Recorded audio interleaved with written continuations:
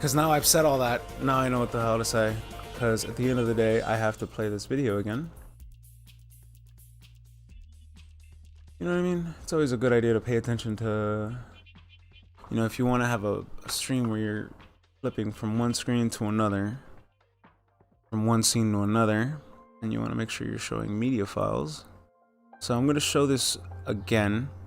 I don't know this guy's name. I know that his identity is polarized by the fact that he's a cryptocurrency criticism guy. I know he's criticized Bitcoin, so I know one Bitcoin friend of mine that just doesn't like this guy. I think kids are helpless nowadays. Yeah. Hold on, let me go back. I need to mute myself before. I think kids are helpless nowadays. Yeah. They feel entitled and they're worthless. They're not just helpless, worthless. How did that happen? Why is that? Parents before his generation, the one before that, fucked everybody up. This generation, the last generation and a half, melt under pressure. They can't take the heat anymore. What's the solution? Does it start with parents? So we're beyond it. The Oh. world's fucked. Whoa!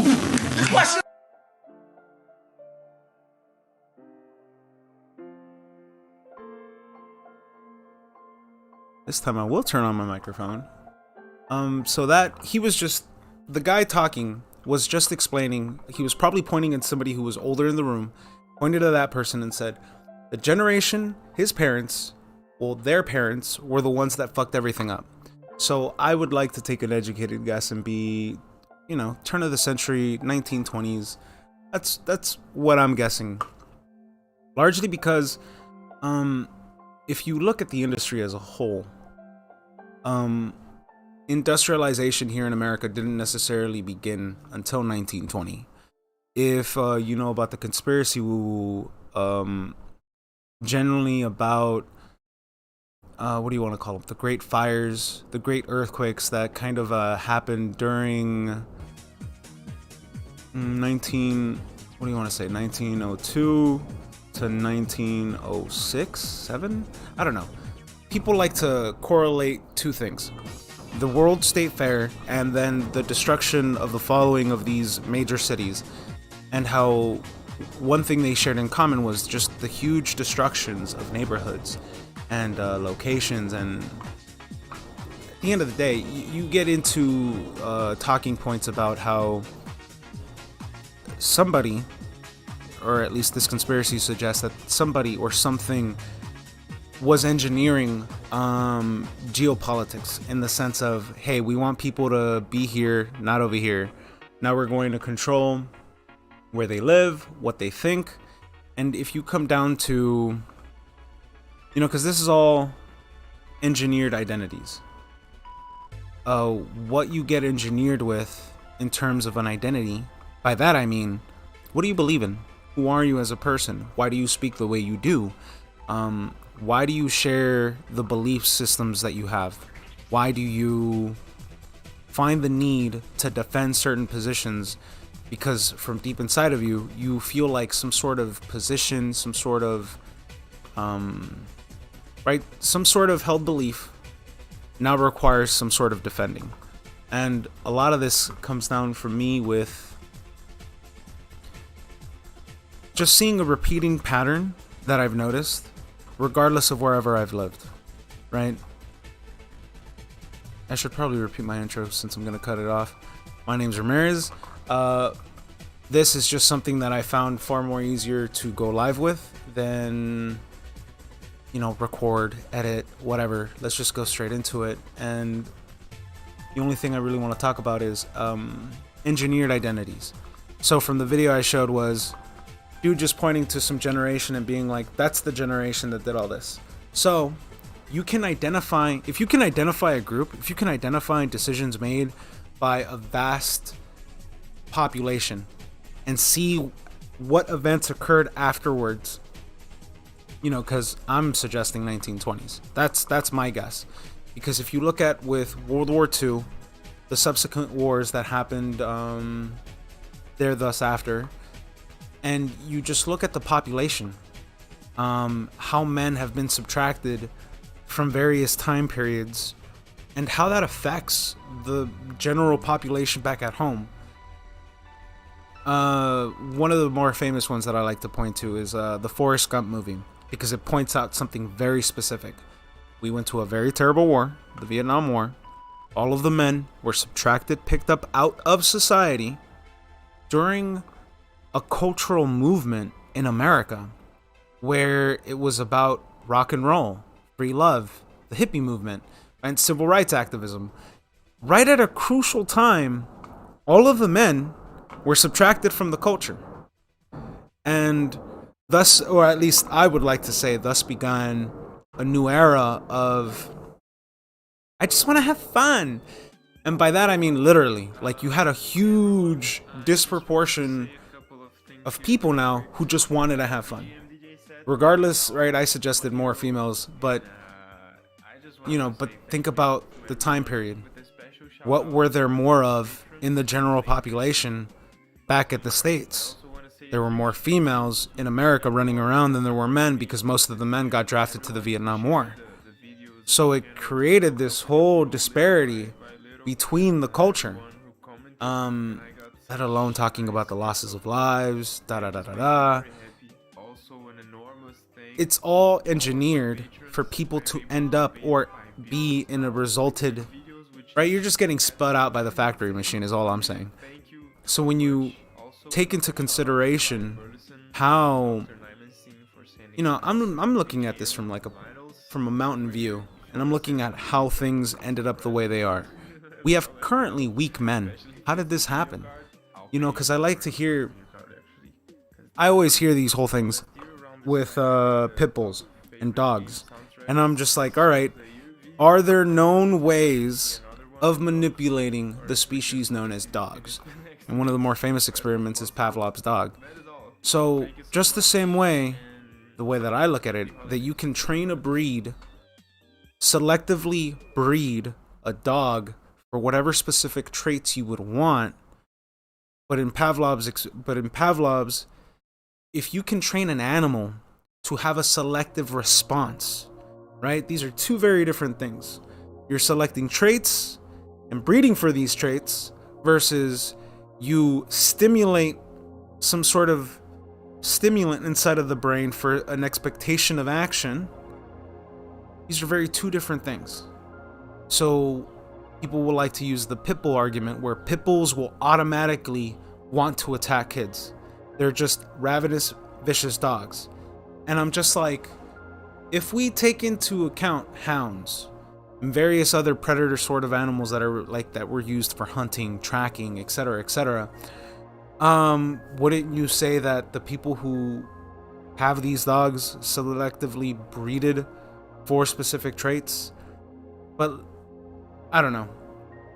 It just got caught up. I just get caught up in that thought pattern every time I see those memes of like the demonization of dogs, any dog. Because to me, it's crazy that you can find the time to make an argument that all these dogs share this trait, but then not look at the human race and think of soy boys. Like, it's the same thing. You could take the animal, the mammal, whatever you want to call this subject, you can take them and you can polarize them in an either or direction. But there are these inhibitors, these forms of stimulus that then cause the subject to get polarized into any of these directions. But people just want to subtract all that thought process out, and they're just like, nope, herp a derp, I'm just gonna fit the shape because it fits. And it's a catch-22 all, and it happens with everything.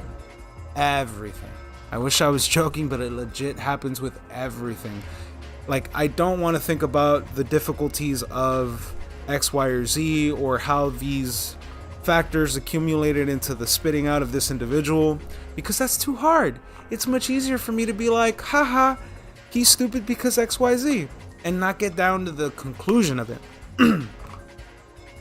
Because the people who manipulate and kind of have the guiding hand in society, because they know that, because they know you're going to be a lazy fuck, they just, they get away with the fact that they could just do whatever they want and know for a fact that the whole general population won't care, because they've bred you not to care.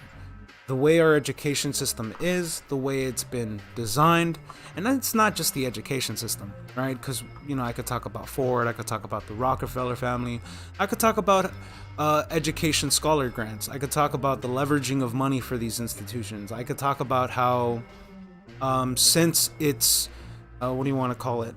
Since schooling has been incorporated into the federal budget, just look at what's happened with teacher unions, janitor unions. Like, people don't realize one of the biggest lobbying groups who has political influence are the janitors. The janitors are one of the largest unions in America. And I'm not talking smack about unions. All I'm saying is there are these groups that just exist that have this political influence, but yet would not want to suggest that there are people who have this sort of power, this sort of thing. But meanwhile, the creation and inception of unions was used against the people too. I don't know, I'm getting lost in all this shit. Because I just wanted to talk about engineered identities in the sense that you or any individual is an accumulation of things you've seen from your toddler experience all the way up until you're done with middle school. Because something around when you're at the age of 15 happens. I don't know what it is, but by the age of 15, there is a sort of paradigm shift. There are various paradigm shifts that happen. The first one, I think, is when you're at the age of 7. The second one is when you're at 12 to 13. And then the third is anywhere between the age of 15 to 17. Because by the time you're 18, you can't have any of the innocent paradigms from beforehand. Because if you do, I'd be shocked, right? Because you're in America. Like, now it's actually impossible for you not to be carried into any of these cultural shifts, because the internet, cell phones, YouTubers, like any form of entertainment, like even if you watch television. But how many people watch television nowadays? Because most things now are delegated to Netflix, Hulu, private streamings, blah, blah, blah, blah, blah. Either way, we've moved far somewhere different. So now people's identities, like Zoomers, there are far more complex. And because of that aspect of the complexity of the things that they're digesting, I think their identities are going to be far more complicated. But either way, it's crazy to me that people would not like to suggest or take into account the fact that they are just a byproduct of the actions of people who lived on this earth before us. And they would just like to think that, oh no, because I conducted myself in such an okay way, I believe that they conducted themselves in an okay manner. And I'm like, you're crazy. Like, you live in a world where there's espionage. Like, you live in a world where there are noblemen. Like, there are aristocracies, there were empires, there were oligarchs, there were there still are these classes of families who distinguish themselves as different from you. Like, these families have been, I don't know how to explain, like, how people, you know what I mean? Like, how do you explain to an average Joe that, like, hey, you're just someone that came off of the factory line. Like, you came out of the factory line that everyone gets spit out of. These people are the people who manage that factory line, right? Like, they oversee every single person go through each of these systems to make sure that by the time they're 18, they get spun out into college and trapped in debt. And then, here's the thing with college. If you don't graduate from college, most men will not graduate from college. And because of that alone, they'll drop out. But I'm not saying it's a bad thing to drop out, but I'm saying that there is this weird social dynamic that develops out of these men who drop out, or men who just don't go to college. They themselves begin this inferiority complex. Like, I got into a fight with one of my brother-in-laws because I went to college for 2 years. But I looked at him and I'm like, yeah, but I dropped out. Like, what are you talking about? But Either way, this whole thing still developed into like this really weird argument that made no sense. But it was over the fact that I got to go to college. I got to see an experience that he didn't get to see. And because of that little bit alone, he considered me above him. And it created this whole weird paradigm shift. And I was just like, what are you talking about? Like, because from my perspective, my first 2 years of college weren't shit. Like, it's just more of high school. And that's it. There was like, yeah, classes get harder by your third year, but that doesn't, like, I couldn't explain it to you. Like, yeah, college, there is something there, but there are very few fields that have substance to them. Everything else is just like, you're just kind of doing homework and listening to the teacher while you're just kind of either doing drugs, banging women, or partying. Like, literally, when you're at school, they tell you there are these three things: your friends, your schoolwork, and partying. You can only pick two of them. That's it. Like, that's what it's delegated to. And college is this overblown bullshit. And by the time you're out of it, and even if you don't get out of it, like, you either develop this superiority complex where you overvalue yourself because you had this experience, or you have this inferiority complex because you dropped out of this experience. And it's just another thread in the fabric of who you are, because you develop this idea that this existence of this institution validates your experience to some degree, when in reality it doesn't really validate anything. At the end of the day, what'd you do? You went, partied, fucked off a bunch of money, did a bunch of drugs. For what? Nothing. Really weird stuff. How nobody ever actually thinks about like what this means. And when you compare the actions of what normal people do to what these aristocratical families do, like, they don't give a fuck. They'll beat the shit out of their kids to make sure they get groomed correctly, because at the end of the day, like, you know what I mean? Like, it fucks up a lot of money. If you're this $1 billion family, and then your daughter decides to release a bunch of nudes for X, Y, or Z reason, right? Like, it fucks up money. It fucks up your standing as a man, as a family unit.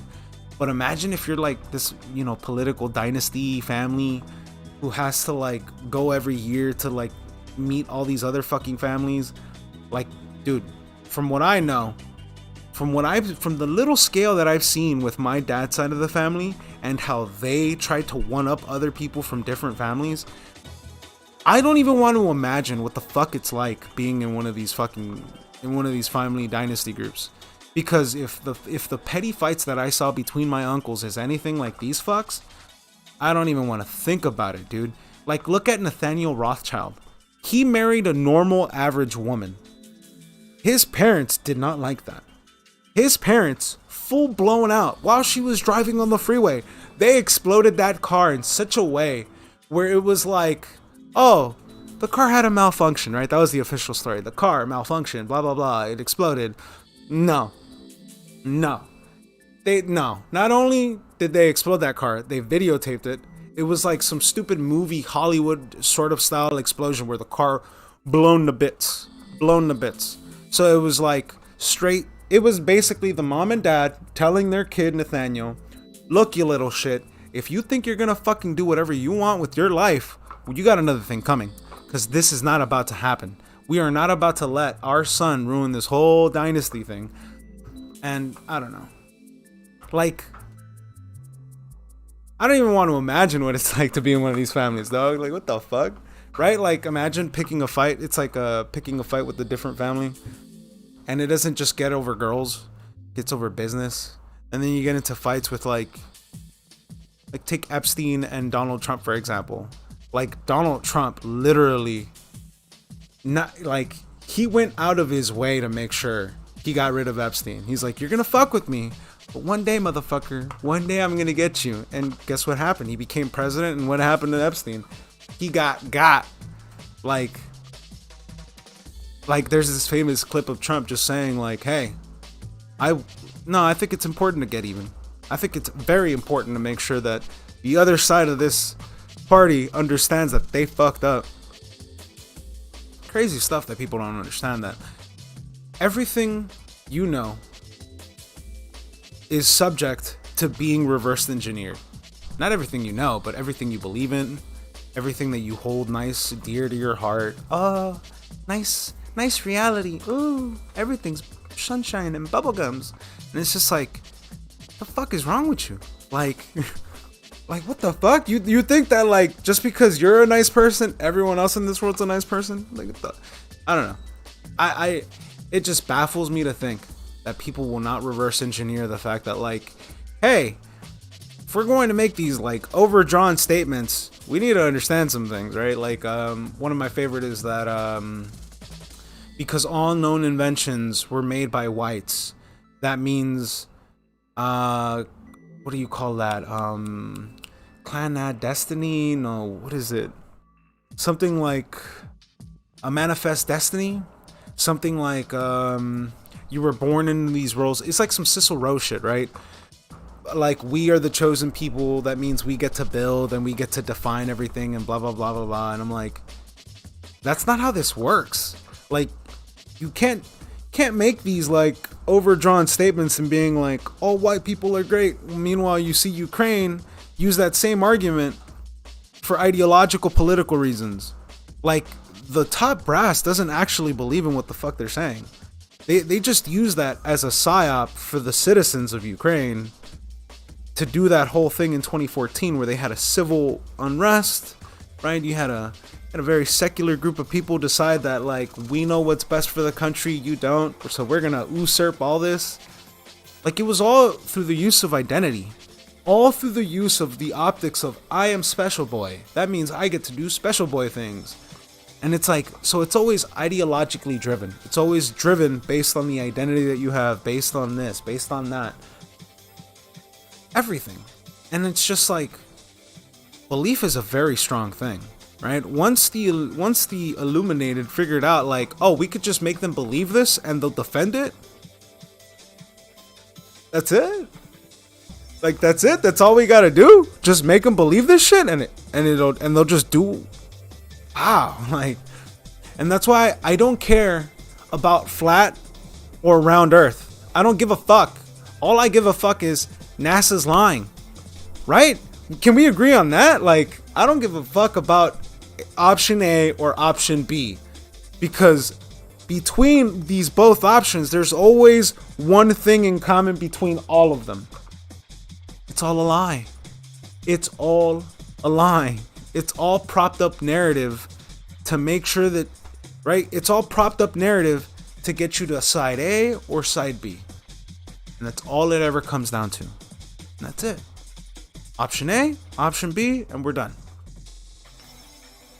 And that's what always gets me so angry about it, because it's just like, everything you believe in is because you were allowed to believe in it, right? So one of my favorite individuals that is living proof of this, I mean absolute living proof of this, is I think his name is Adam Green. I don't know. He's some guy from No More News. Welcome, guys. I'm here to tell you about the dark truth, man. The dark truth is that the tiny hats, man. Oh, they're everywhere, man. He doesn't sound like that, but right, I'm not trying to completely shit on him. But I am kind of trying to shit on him. Not in a bad way. But it's like, yo, Dougie, like, this dude, it's that whole thing of, if you believe that this thing is the truth, if you believe that this one way of looking at the truth, just this one little people, right? Just because you believe that this one narrow passage is the truth, doesn't make it the truth. Like, is that crazy for me to say that there are more ways to view something? So I'm just gonna show you who this guy is, because I actually don't remember his name very well. But what do I gotta do? Switch pod scenes.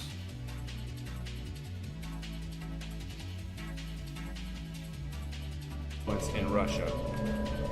Difference between Poland. But we're talking here a different kind of world. There's no AJC. We are the AJC. Judaism in Russia is run 98% by Chabad.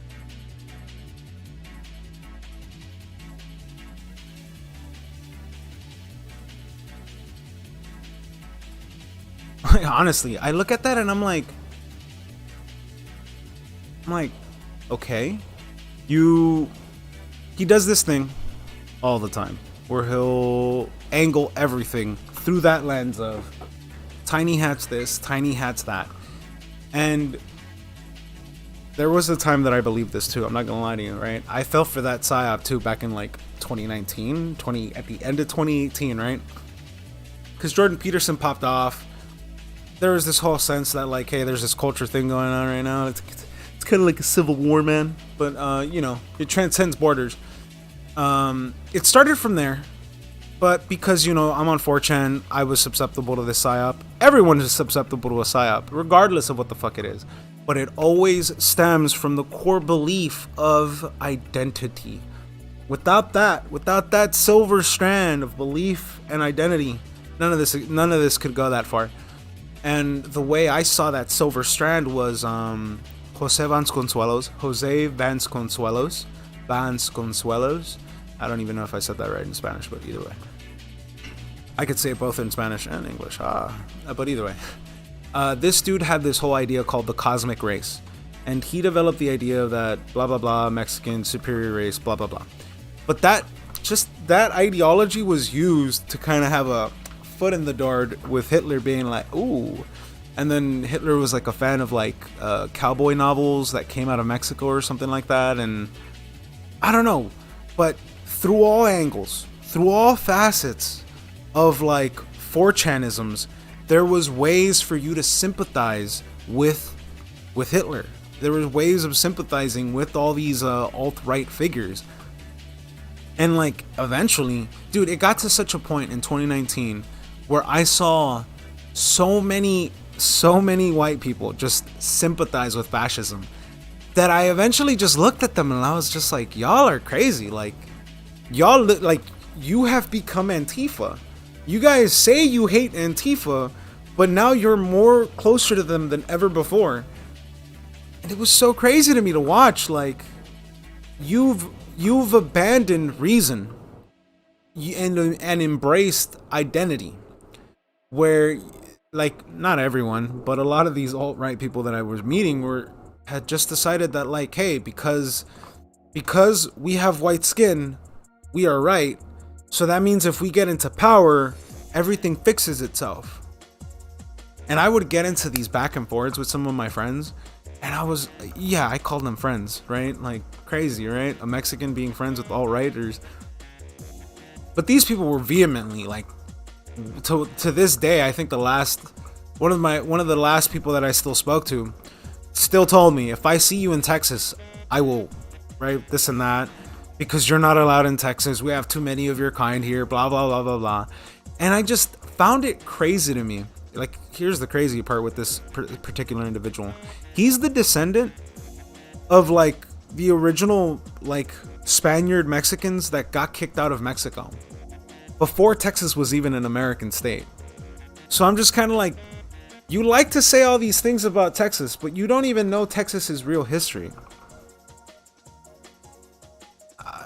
I always found myself really confused with that, where I was just like,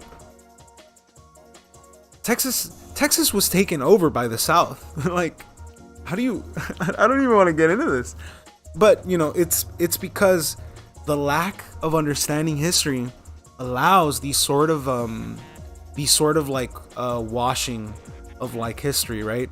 Currently, right now, there's this new trend. This is the newest trend, politically, whatever, but it's been around for a few years already, right? It's the use of Roman aesthetics. It's the use of the Roman Empire and being like, ooh, we're so based, we're so Catholic pilled, blah blah blah. But if you actually look at Roman history and the Byzantine Empire, and you just kind of like look at what the reality of the situation was, it was what America is. It is the pillaging and the salvaging of the rest of the world to prop up one prosperous location. And all of the literature that we see of Rome comes from Romans themselves. So of course there's nothing terrible written about it, because they saw the rest of the world as barbarians. They were like, fuck the rest of the world. We're going to take their shit. We're going to have a prosperous empire in a single location, or at least a few locations. But because of that, all of the literature was written through the rose-tinted glasses of the people that lived in these prosperous locations, right? Because they were the only ones educated enough to write. Oh man, so you never got to see the ruling thumb of the Roman Empire, of the Catholic Church, of the Byzantine Empire that came thus afterwards.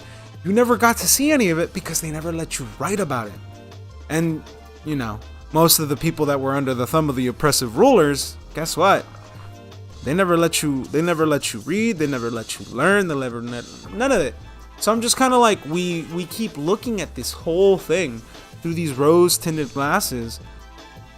But when you look at the reality of it, it's like, oh, I don't know. I would just say look into Pope Alexander the Sixth. I think it was Pope Alexander the Sixth, right? He had his kid, Cesare Borgia. Cesare Borgia is the guy whose image is used as Christ, because at the time, right, you gotta put these chronological things in history. You know what I'm saying? Either way, I'm sorry. If you look at the dates, if you look at when the printing or aspects of the printing press were first developed, right, being able to put an image on something and then spreading it worldwide, right, that aspect of things, because that was now allowed and it was so easily available. What do you think Pope Alexander VI did? I'm gonna make my kid Jesus. That's what I'm gonna do. Make him the savior. And, you know, the welcome to the modern image of Christ.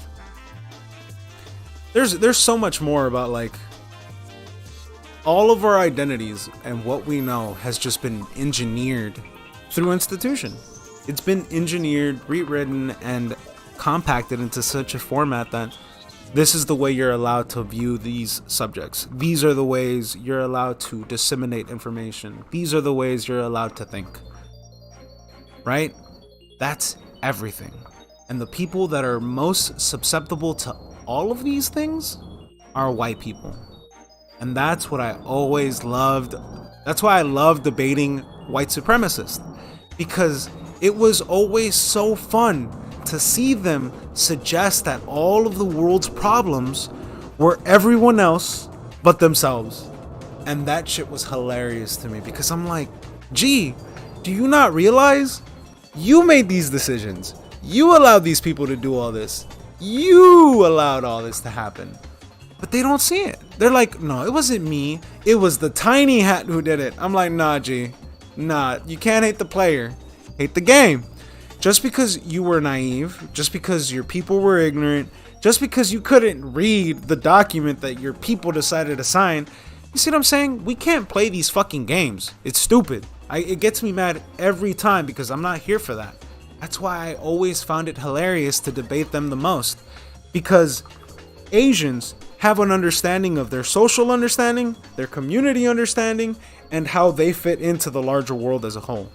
Anytime I debated white supremacist or alt-right personalities, they never wanted to quantify their existence as a part of the equation of how we resulted here.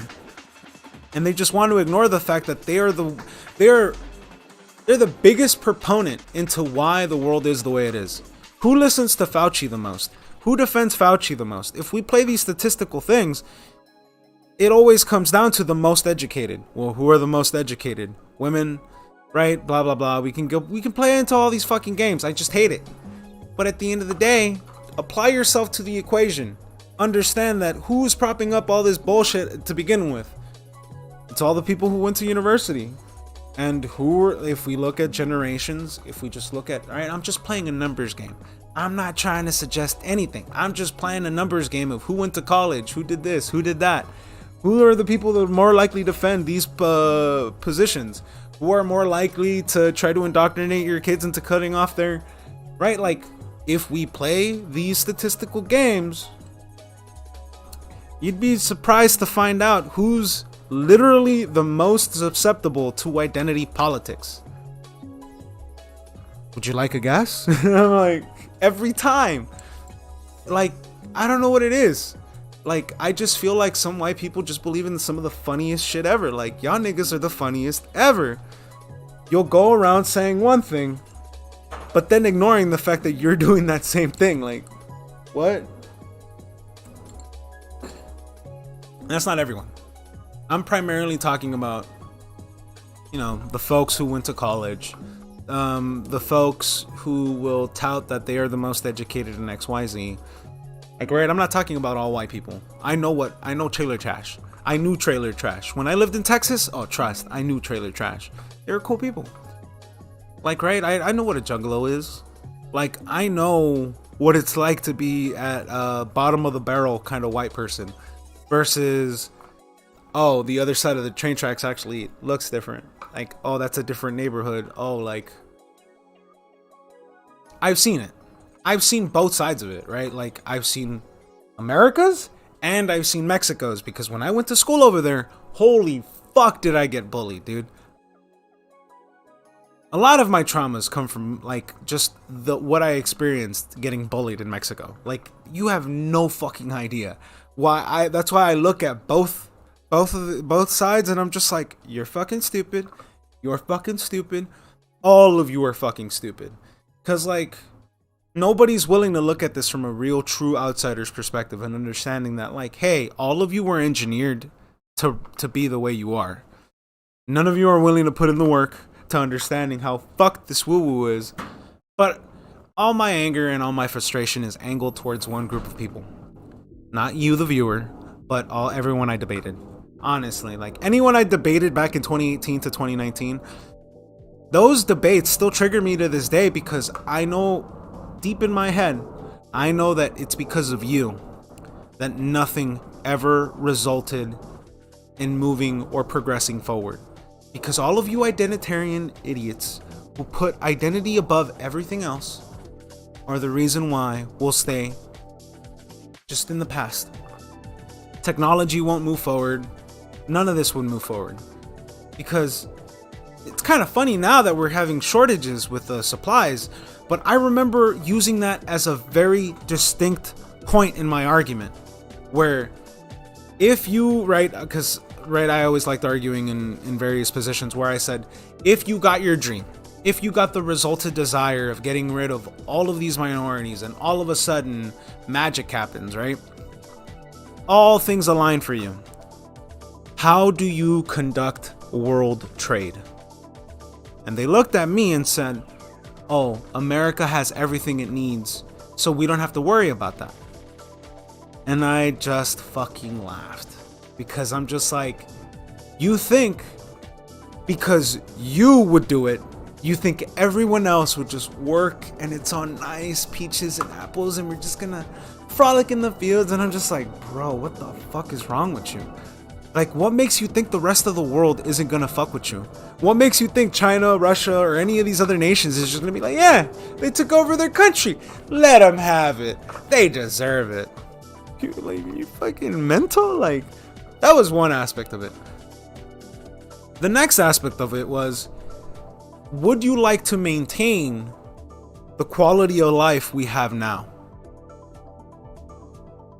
That one they never could actually answer me, because that argument always ended up with, or at least my side of the argument always ended up with, America, or at least the Western collective, has raped the rest of the world to maintain the balance we have today.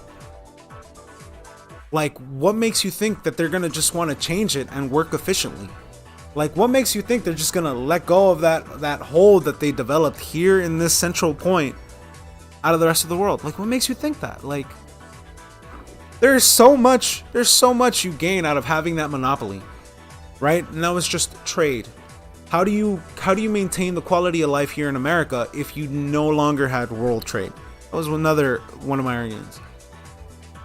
Another one of my arguments was banking, right? And this is what really got me into cryptocurrency, was understanding liquidity and understanding how banks actually work. Understanding how the Federal Reserve works, understanding who they give bonds to, and understanding what these bonds correlate in response to the, right, how they land, what are the rates, blah blah blah. I can go in on that for days. Point is, you can look at this, learn how these systems work, and reverse engineer them. And the one thing you learn with banking is there is only one system that the whole world uses. The whole world, right? Swift. Wow. That's a lot of power for just one company to have. They're gonna do the right thing, right? They're gonna give everyone's shit back, right? Fucking mental, dude. Like, mental. Again, I don't know. I'm just complaining about the fact that we were born into this world. Decisions were made. You were just born in here. Like, this is like when you are born, there's already a conclusion. These things have concluded. You cannot change these things. And if you want to change these things, well, you gotta go up against mafias, unions, dudes who have coalesced with one another to join arms and be like, oh, you want to change the world for good? Crosshair, get the fuck out of here. You're not allowed. What makes you think you're gonna do world peace? Blah, blah, blah. We're gonna make the world efficient. You're cutting into people's money, right? Like, I want you to go start an idea of selling, like, I don't know. I don't even want to, actually, I'm not going to say that example. That was a terrible example, right? But all I'm saying is, the moment you start cutting into other people's money, yeah, good luck with that one. That's not going to end well. Nobody likes getting their money fucked with. Nobody.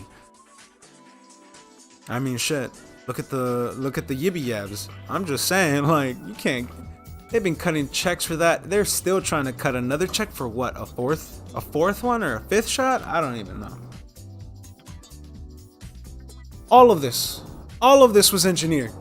All of this. Your blind faith in the medical industry, your blind faith in the education system, your blind faith in somebody who talks in the TV screen and talks in that professional manner, because, you know, here at Channel 5 News, we got what's in your best interest. Stay tuned. Like, what the fuck? Like, who were the people that were most gullible for that shit? It's almost like you were the ones who were the control group that then thus everything else came from. And then, like, you became such an uncontrollable control group that then they started using Australia for the experiments. Oh, poor Aussies. Poor Aussies, dude. Well, at least they're not New Zealand. You know what I'm saying? Yeah, you know what I'm saying.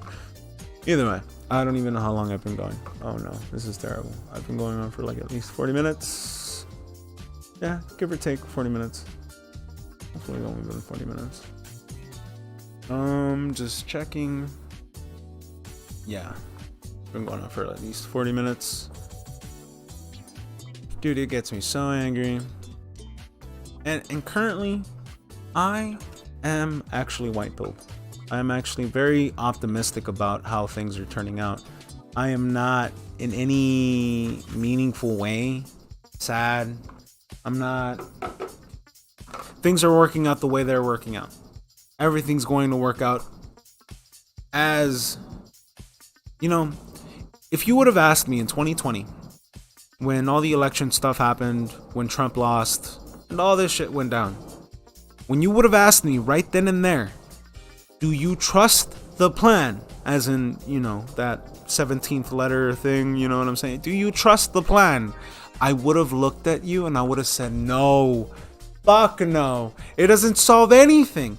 Hell no.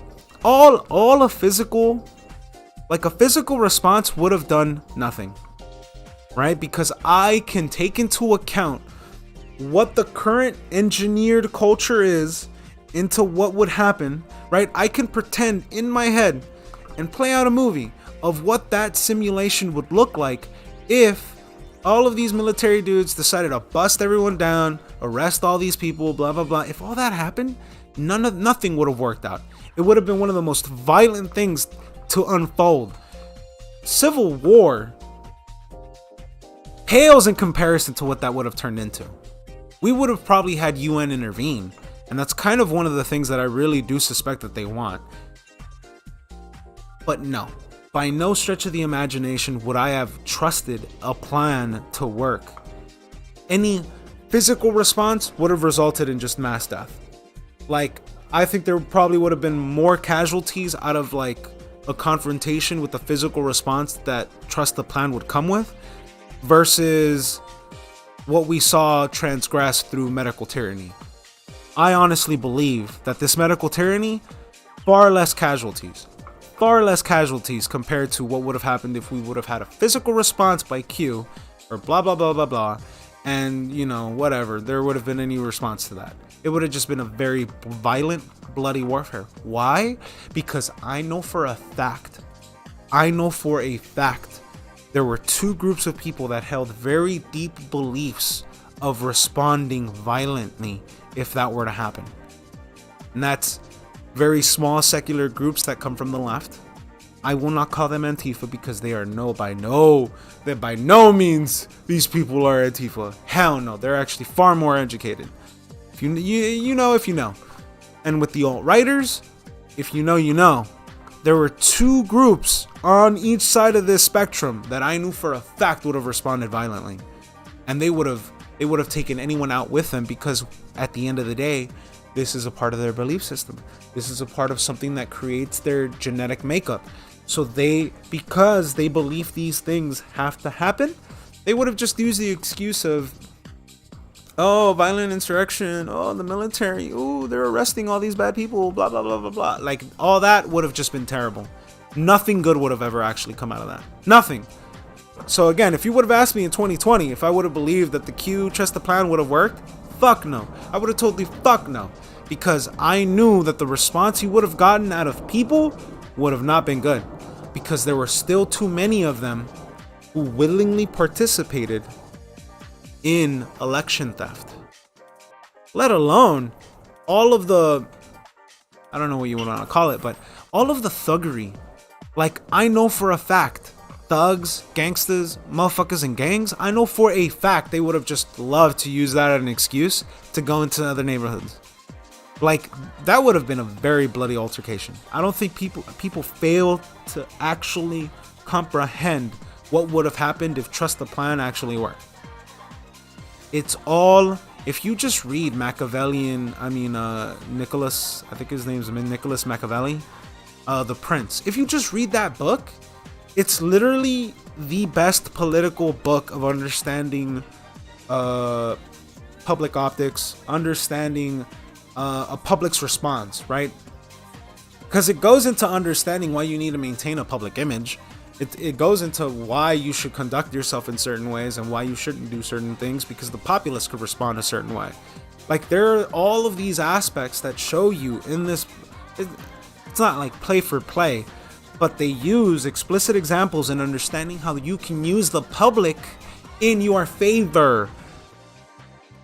And I just find myself like always thinking to myself, it's not a game about doing anything directly. It's about having the public do everything for you indirectly. Does that make more sense? I don't know if that'll ever make sense. It's just, geez, people, think about it. Even if the military would have done anything and any of this would have happened, it would have never ended well, because the way it would have played out in the public's mind would have not been well. Because you had people like Adam Green, you had people like the remnants of blood sports, you had El Chapo's whatever trap house, and all other flavors of those fags. All of this coalesced into a melting pot of understanding a chessboard, understanding move versus move, understanding play versus play. I don't know. I might just be way too much into this woo, but I'm not anybody special. Like, how can I understand all this? Like, how can I understand this, but not all these superior alt-white people? Like, literally wingnats. Like, that was actually kind of derogatory, but you know if you know. These people are just all ideologues. If you're on the left, if you're on the right, you're just retards. Like, you are no longer in the realm of rationality of your beliefs. You're in beliefs, right? You're in a state of your heart. You're not coming from a place of logic. All you're doing is somebody is leading you. That's what I always told all these people. Like, if any of this happens your way, you're going to get an actor put in front of you who's the most specialist of special boys. Look at all this special paperwork that proves that he's a special boy because his mom and dad were special boy and special girl from special family A and special family B, and because of the special lineage, this like he is the specialist of special boys, and it's like, okay, tell me how this is not just like a copy paste of what happened in Ukraine with that violent interaction. Am I just tripping? Like I got invited into one of these groups in 2018. I rejected that offer, but I know somebody who accepted that offer, and I know they're still in contact with them. So I'm just like, I don't know. That's why I knew the plan was never going to work, because you needed to get far more many people up to speed with why things happened the way that they happened. If people just didn't know about the corruption and saw all the violent things transgressed, they would have just blamed it on Trump. That would have been the most easiest. I don't think people understand that it was far better for things to play out the way they did now than it was to have a physical response by any military action. It would have been way too fucking violent, and all these dumb guppies would have known nothing. Like, they would have just been, why is Orange Man doing this? The TV says so. Because they had no vested interest in politics. I got interested in the politics because Trump posted Pepe. People are now getting into politics because they gotta pay more for gas and they gotta pay more for food. Right? They don't give a fuck until it hurts them. It's like the stupidest shit ever. Either way, I'm gonna stop streaming now. Thank you for watching. Hey, stay tuned. Watch more Ramirez. I don't know if I'm gonna do this. If I do another stream of this tonight, it's for